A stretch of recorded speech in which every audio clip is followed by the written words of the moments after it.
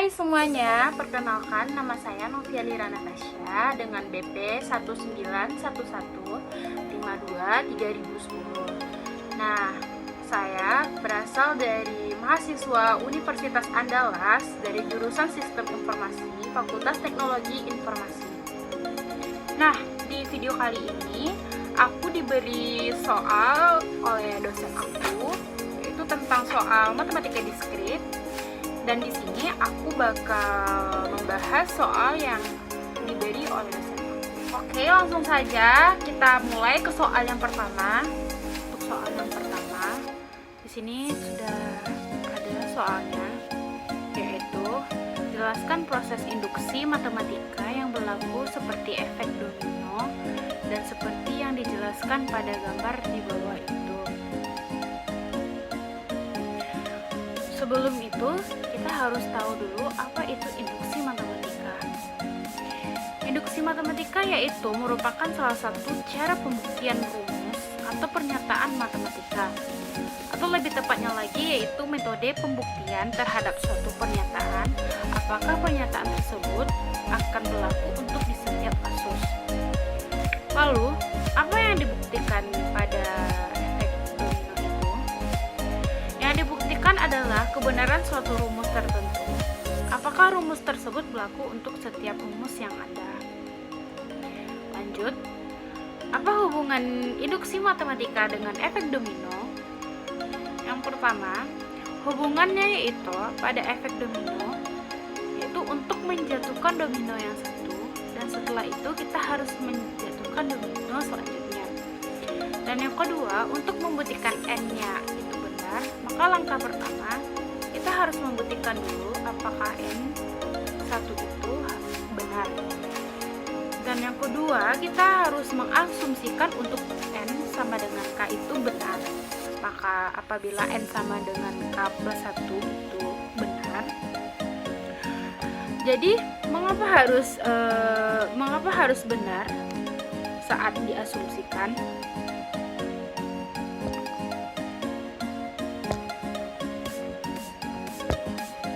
Mengapa harus benar saat diasumsikan? Jadi efek domino ini, ada gambar di samping ini, kita dapat menyimpulkan jika untuk n sama dengan k itu benar, dengan n atau k itu bilangan asli, maka n sama dengan k plus 1 itu juga harus benar. Berarti dapat kita simpulkan apabila n sama dengan k plus 1 itu benar, maka akan terbukti. Lalu untuk contoh soalnya, kita harus membuktikan apakah persamaan kiri dan persamaan kanan itu harus sama, maka rumus tersebut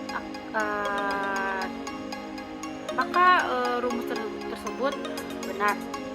Untuk contoh soal yang pertama, di sini ada sebuah persamaan di mana 1 ditambah 2 ditambah 3 ditambah 4 ditambah n dan sama dengan di mana n dalam kurung n tambah 1 tutup kurung per 2. Langkah pertama yang harus kita lakukan yaitu untuk membuktikan n sama dengan 1. Di mana n sama dengan 1, n sama dengan n ditambah 1 per 2.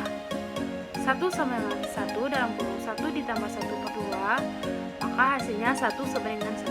Maka terbukti untuk n sama dengan 1 itu benar. Dan yang kedua, kita harus mengasumsikan nilai n sama dengan k itu harus juga benar.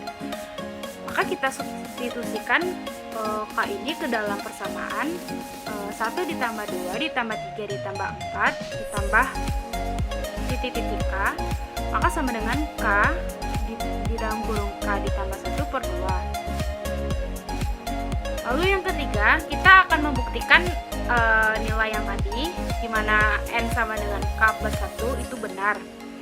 Kita substitusikan nilai persamaan ini, maka dapat diperoleh yaitu nilainya k sama dengan k ditambah 1 per 2. Lalu kita kali k dalam kurung k ditambah 1 per 2 ditambah k tambah 1.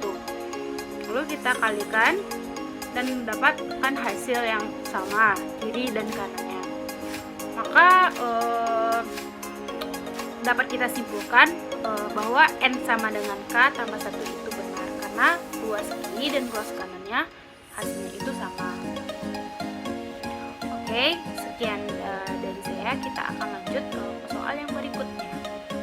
Teman, sebelum kita lanjut ke soal yang nomor 2, di sini aku akan menyinggung atau membahas materi tentang graf itu sendiri.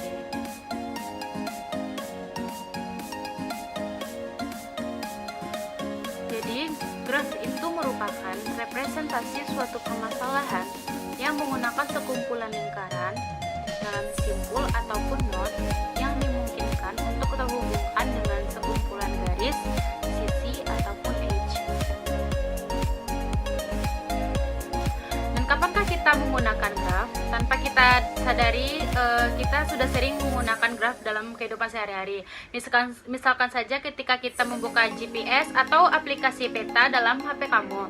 Ketika kamu melihat peta, pada dasarnya semua titik-titik yang ada pada peta tersebut merupakan representasi grafik dari suatu lokasi, entah itu mall, rumah sakit, kampus, ataupun semacamnya. Nah, titik-titik tersebut dapat kita lihat pada graf berikut ini.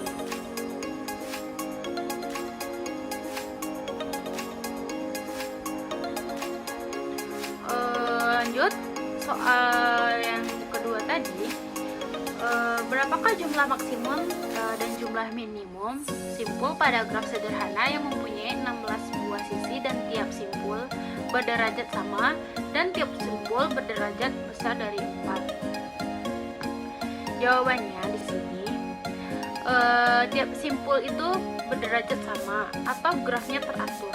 Jika jumlah sisi pada graf itu teratur, maka R berderajat adalah E sama dengan NR per 2, maka didapatkan N sama dengan 2E per R sama dengan 2 dikali 16 per R, maka akan didapatkan nilainya yaitu 32 per R.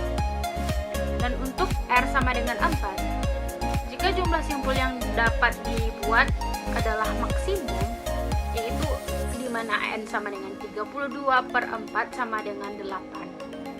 Dan apabila untuk R yang lain, di mana R lebih besar dari 4 dan R merupakan pembagi dari bilangan bulat dari 32, maka untuk R bernilai 8, di mana N sama dengan 32 per 8 sama dengan 4. Di sini tidak mungkin membuat graf yang sederhana.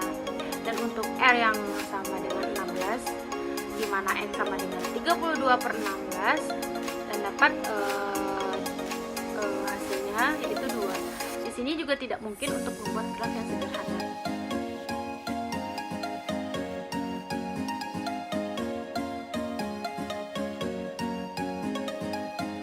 Oke, langsung saja ke soal yang nomor 3.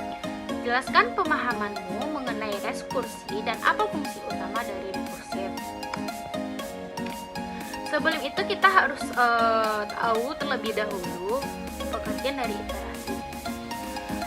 Nah, pengertian iterasi ini yaitu dapat diartikan sebagai sesuatu proses atau metode yang digunakan secara berulang-ulang atau pengulangan dalam menyelesaikan suatu permasalahan matematika.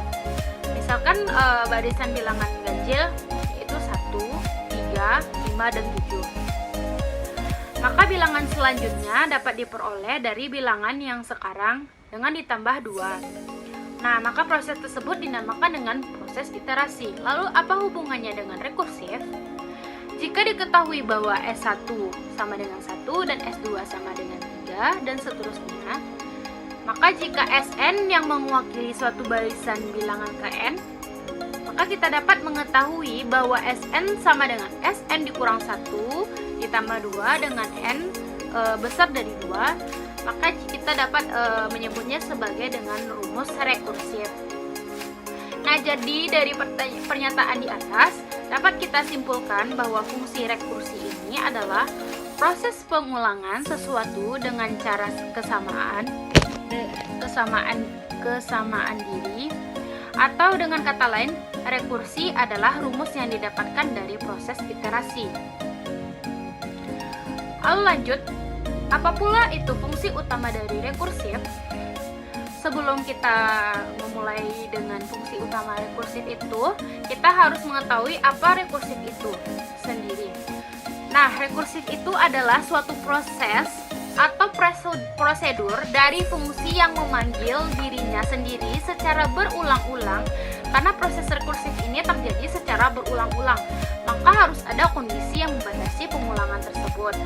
Jika tidak ada, maka proses tidak akan pernah berhenti sampai memori yang digunakan untuk menampung proses tersebut tidak akan menampung lagi. Nah, fungsi utama rekursif terdiri dari beberapa basis yang berisi nilai awal yang tidak mengacu kepada dirinya sendiri. Nah, bagian ini berfungsi untuk memberikan nilai yang terdefinisi pada fungsi rekursif dan sekaligus menghentikan proses rekursi. Recurrence merupakan bagian fungsi yang mendefinisikan argumen fungsi dalam terminologi dirinya sendiri, dan setiap kali fungsi tersebut melakukan bagian recurrence, maka argumen dari fungsi tersebut harus lebih dekat pada basisnya. Mungkin sekian penjelasan terima kasih. Oke semuanya, sekian penjelasan persoalan tentang matematika diskrit tadi. Apabila aku ada kesalahan dalam menjelaskan persoalan tadi, aku minta maaf. Assalamualaikum warahmatullahi wabarakatuh. Bye bye.